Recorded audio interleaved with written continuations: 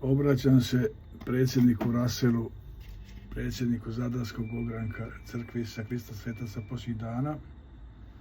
Pošto se ja jako loš sa engleskim, odlučio sam da mu to prevedem sa Google Translatorom, pa ćete sad čuti prijevod od mehaničara. A zašto sam se odlučio na taj potez? Mehaničari su prevoditelji mehanički. Objasnit ću kad završi ovo, samo idemo sad na engleski. Dear, thank you for writing to me. I am writing to you using Google Translate for two reasons. The first is that I have not mastered the English language well enough for me to write to you in English, and, even in person, our conversation would need an intermediary, an interpreter. The second reason is that if I were to write to you in Croatian, the people who would translate my writing would translate poorly due to their lack of knowledge of Croatian. And B people who are of Croatian and related origin would potentially intentionally modify my writing in order for you to get the wrong idea about me. Let's move on. As for my return to the church, you obviously have the wrong idea about me and my actions. I did not leave the church, the branch, but the members of the Zadar branch and others where I was.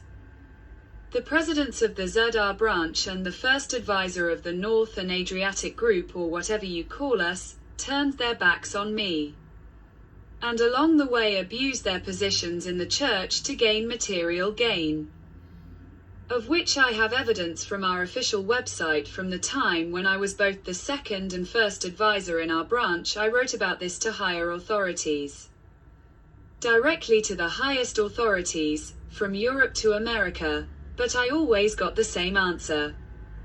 The same as from the first advisor of that so-called Adriatic mission, where you put us all in one pen, and thus created some new Yugoslavia.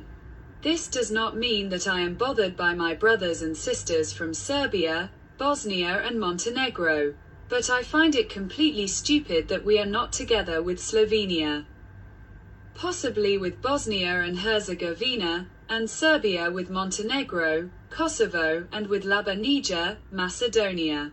The other thing that has always bothered me is that our church, or rather its senior leaders, up to I don't know exactly what level, favor everyone. WHO is Yugoslav or Greater Serbian, and me as a Croatian war veteran, who contributed to the independence of Croatia, in which the church finally defended the freedom of the right to public activity, not like in the former Yugoslavia, where missionaries worked under the guise of foreign students and without the official church markings that they have today. In fact, as a person who is the only citizen's defender in our branch, I have been systematically harassed in various ways.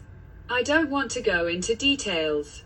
I will just tell you that since I stopped attending activities in the Zadar branch, the pain in my chest that I had felt for years, the pain in my chest, has disappeared. This is not a coincidence. So far, that's all, and this is for the first time.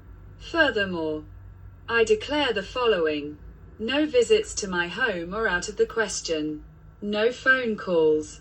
No supposedly random encounters anywhere in public are out of the question. I strictly forbid anyone from the church to approach me. Furthermore, many years ago I watched the activities of a branch in another country. That's where I would like to be a member.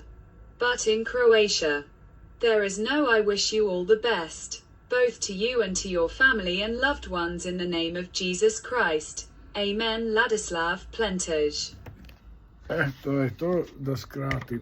Znači, bio sam dugo član crkve Isusa Krista Svetaca posljednjih dana, formalno vjerojatno još uvijek i jesam. Aktivan nisam, već ima par godina sigurno.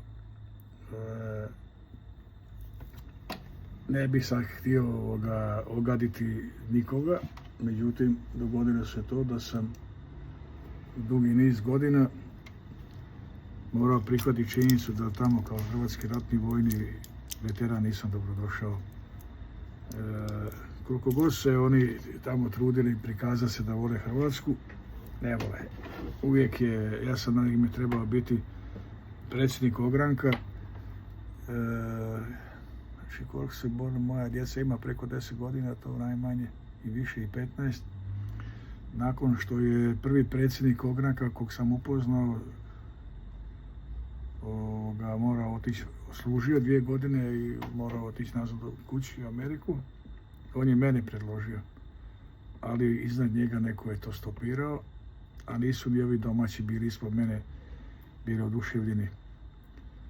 Čak sam više puta bio sabotiran kad sam držao govore, kada bi istakao da je u bivšoj Jugoslaviji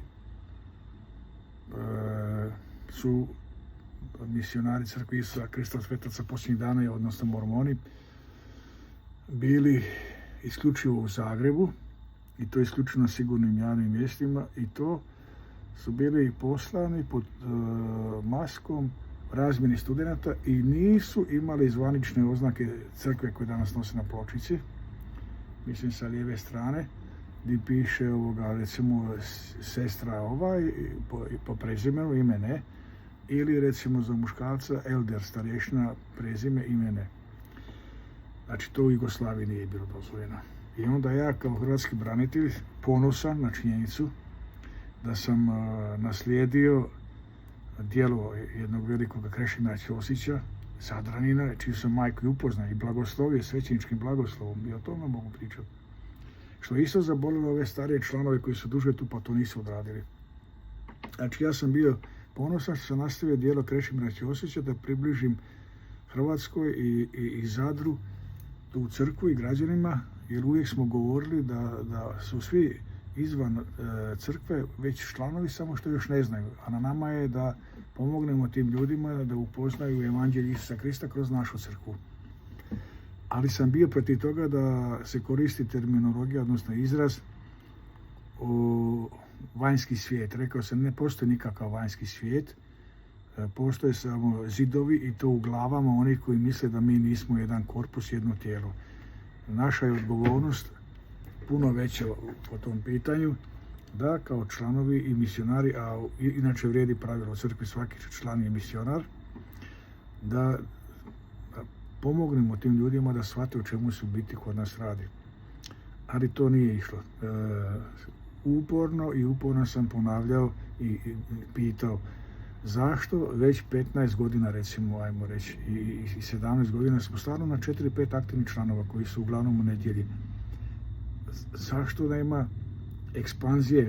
Za to vrijeme su se druge religije itekako, čak kako bi rekli i sekte, jer neko nazvao sektom, proširile, više stručile. Zašto toga nema kod nas? Zašto? Ne zato što ljudi izbjegavaju, da pače, ljudi rado dolaze, bar su dolazili u moje vrijeme. Druga je stvar, sabotirano iznutra. Zašto? Zato što iz fondova, crkvenih fondova dolazi određena količina novca. I sad, i kako se ono kaže, ko bliži oltaru, taj bolje čuje misu. Znači, jedna skupina se tu skupi po plemenskom, ja bih rekao, po plemenskom predznaku i po ideološkom, znači, totalno anti-Hrvati. Nek se ljuti, može me tužiti slobodno sud, ja ću to dokazati. Totalno anti-Hrvati i svaki, kažem, to znam po tome, svaki put kad bih istakao to da je Hrvatska napravila veliku stvar što je se oslobodila Jugoslavije i da smo mi ti hrvatski branitelji zaslužni zato da se danas misionari mogu sigurno kretati po Hrvatskoj i drugim državama, uključujući i Srbiju koja je bila agresor i Crnu Goru koja je bila agresor, da se mogu nesmetano šetati i propovijedati evanđelje, zahvaljujući nama hrvatskim braniteljima, dobio bi ili stop ili bi me povlačili od pozadi za jaknu iza, jer ono kao nemoj to govoriti. Pa je onda bilo pokušaj i dođi u ured pa ćemo razgovarati, ja nikad dolaziti u kancelariju, u ured, to je bilo u Jonali, nikad više eventualno u Gardi, nikad više ja ne ulazim nikom u ured da mi uši pegla. Znači, to je bio jedan razlog i recimo kad bi bile, znali su da ja ne znam najbolje engleski, kad bi bilo neko predavanje koji bi držao neki od stranaca, od gostiju, bilo neki član crkve ili neki vanjski član, nije bitno, kad bi bilo englesko, znali su da ja ne znam najbolje engleski i oni bi uskratili bi mi tumača. Jer onda to oduzima njima vrijeme i već je vrijeme da naučim engleski. A cijelo vrijeme se potencira da crkva nije američka. Kako nije američka ako ne date da da mislim, nema se nam šta govoriti i najjače svega to što sam, kad sam napustio aktivnosti, da je mene, to sam im rekao, prestalo me probadati u prsima. Jel razumijete o čemu govorim? Prestalo me probadati u prsima.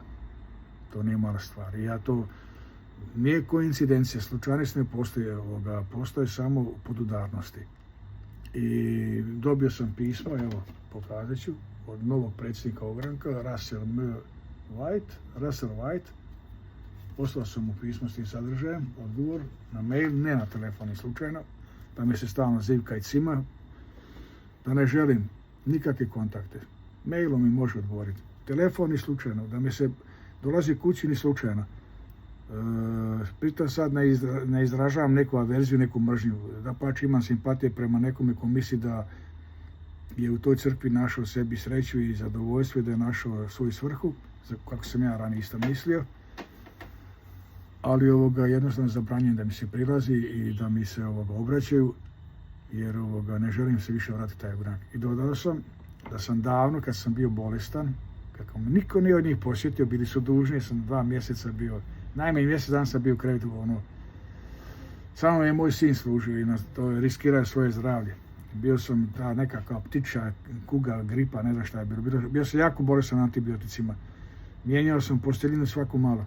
Nije se niko sjetio, a postoji u tome, u našom ogranku i u crkvi postoji potporna grupa koju vodi ženska osoba i koja je dužna to raditi. Ne, nego ta ženska osoba je sebi trpala sve novce veliki se to priče sad, sve se u biti vrti oko novca. Tako da se razumijemo, da sve se vrti oko novca i ja kao hrvatski dragovoljac s tim sad ne želim podilaziti, ulizivati udrugama i kolegama i ratnim s kojima sam isto jedno vrijeme zakrvio. Momci, ne trebate ni vi pomagati. Meni je drago da sam sreo svoga bivšeg zapovjednika satnije. Vidim da se i on promijenio po karakteru na bolje. Neću govoriti Vuk dlaku mijenjaću, ne, jer ja ga ne smatram za Vuka. Znači, ni vi udruge, ni ovi, ni oni. Nisam ja uz vašu pomoć izašao iz dugova, ali sam ušao uz vašu pomoć u dugove, ali ću se izvući iz nje. Nisam ja se zaposlio već 3. puta kao zaštitar uz vašu pomoć i asistenciju, niti se želim ja obogatiti, ne želim nikakvu pomoć u biti od vas. Dapače, ako mi se ko od vas javi, ako mi se ne javi, isto mi je. Kako u Kauflandu dok radim kao zaštitar, tako bilo gdje novo. Stvarno mi je svejedno, ćete mi se obratiti, nećete. Jednostavno sam shvatio da je najbolje biti svoj, s nikim nemat posla, tako kako sa, recimo, mormonima, tako ni sa nemormonima. I da sad ne širim priču, evo 13 minuta, to ćemo prekinuti, znači ponovit ću, apostrofirat ću. Nisam ja napustio ogranak Zadarske crkve Isusa Krista Svetaca posljednjih dana, ogranak tog mormona, nego su oni mene napustili. To jest nisu me nikad ni prihvatili. Prvo zato sam furešti cigan za njih, a većina su mjesni, otočani vode kolo ovdje. Razumijete? Kali, mali, šta ja znam sve. Sve se vrsti oko novca. Još malo, ja sam već rekao predsjedniku, red je da se uvede ova fiksna blagajna. Razumijete? Posluje. Šakom i kapom se dijeli novac koji dolazi, da se ne ponavljam, ali po kriterijima. Znači, pravilo je da se ne daje novac da bi se neko stil života, na primjer, kako oni kažu, u stil života, recimo sad da farbam, recimo, kosu ili nešto, da to se ne daje, se daje da platiš struju, na primjer. To sam doživio jedanput. Neću biti licemjeran, dobio sam i za kćerku novaca, mlađu za Viktoriju, za studiranje iz fonda Krešimira Ćosića, nekih 2000 eura u ono vrijeme. I da vam kažem, debelo sam ja to otplatio sa 10% i postnim prinosima i to sa kamatama. Tako da smatram da win-win situacija. Koliko su oni meni dali, ja sam još više vratio. Jer postoji obaveza ovoga crkve 10% i postni prinos, a to je svake prve nedjelje u mjesecu. I to je uporište imaju u Bibliji. I protiv toga nisam imao ništa. Ali kad sam vidio na zvaničnoj stranici, gdje sam imao uvid, kad sam vidio, bilo me sramota. Ja sam davao najviše, a najmanje sam imao. Svi ti koji su se busali u prsa da su veliki, ovi veliki, oni povratnici iz Amerike, ono, ništa ili nešto simbolično. A toliko velika usta, ono, uspješni vani, sport, karijera, ne znam što. A oni koji su najveći ulizice i koji su se isto tako nešto busali, domaći, nisu ni primirisali u smislu da ukapne nešto, ali su itekako uzimali, dobijali novce. Pa ja moram to prekinuti. Pa ja ispada da sam ja benzinska nekome tu, da se meni ispire mozak, da ja uplaćujem. Jedno vrijeme sam uplaćivao preko 2000 kuna. Znate šta je to? To je nekome mjesečna plaća. A u međuvremenu su nečiji stomaci se udebljali. Pa kaj, brate, ti si budala. Nakon 10 nešto godina sam htio da sam budala. E sad ne govorim zato da ne bi neko sad rekao, neći ja u crkvu, oni će mene kao i ovu budalu, jel, izmanipulirati. Idite vi o svom poslu, nemojte, radite što hoćete, mene uopće nije briga. Nego vam kažem, predsjedniku Russellu i ekipi koja bude zapratila taj video, momci s Bogom. Nekoj drugoj državi, možda, ali Hrvatskoj ni slučajno. Gdje dominiraju i na vlasti dominiraju Jugoslaveni, i ja kao hrvatski branitelj koji kažem da sam hrvatski zaštitar, sam naglaskom na hrvatski. Zašto?